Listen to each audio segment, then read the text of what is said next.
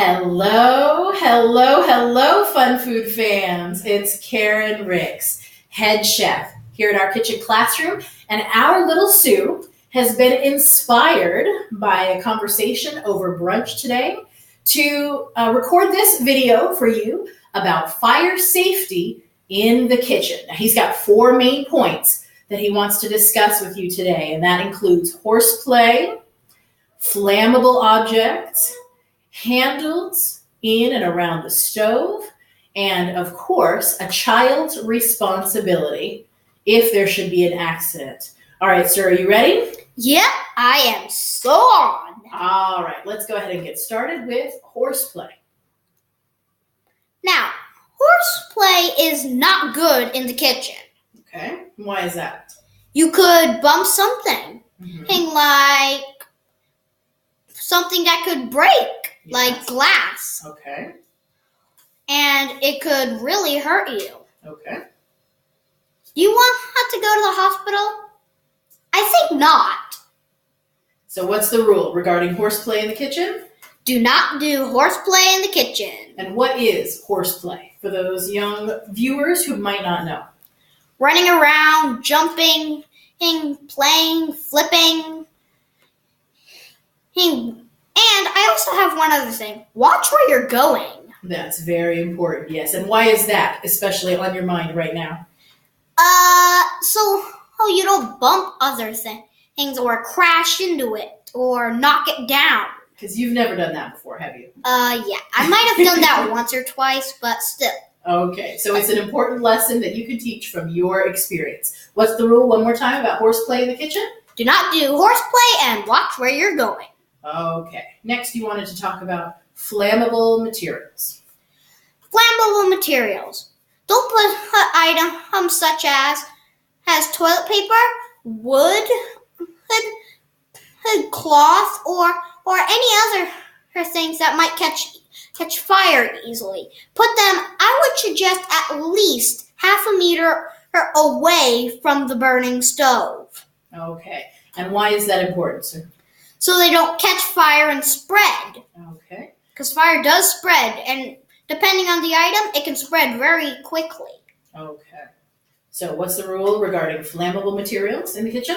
Don't put flammable materials near the stove. All right. The next thing you wanted to discuss was handles, such as this one that's here behind you. Yes. Handles are useful.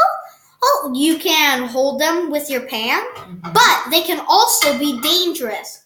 And in what position might they be dangerous? Let's see. Do not put handles in the position you see them now. Now, if something were to knock them over, it could fall and burn you. With the thing that's in, even if it's just off, it could still hurt you bad. Okay. So, let's see the position you should have the handle in. Put it to the side or put it to the back. That way, there's nothing that can bump it. Okay. Or it's less likely. All right. And the last thing that you wanted to discuss had to do with a child's responsibility in the kitchen. First and foremost, who should be in the kitchen? An adult with a child. Okay. Mostly, I would suggest someone at least 18 years old and with a lot of kitchen experience. All right. And so when that child is working in the kitchen with a responsible adult, if something should accidentally catch fire, what is the child's responsibility? Get away from the fire and tell your parents. Okay. And why is that important? So you don't burn yourself, and so you can have the fire extinguished. All right. What closing tips would you like to leave for our viewers before we wrap up this video on kitchen safety?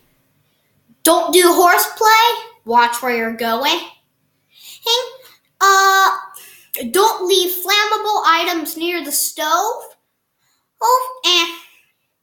And be supervised by an adult. And if you do catch, and if the place does catch fire, what do? You get away from the fire and tell your parents. All right, thank you so very much, Mr. Sue, for these very, very helpful and important kitchen safety tips. Remember, we are all about encouraging fun and playing with your food in our kitchen classroom, and we want you to have fun with your food preparation in your kitchen classroom. But it's very important to stay safe. So when you follow these rules, we know you can help make that happen. We'll see you again soon. Bye, and have a safe time in the kitchen.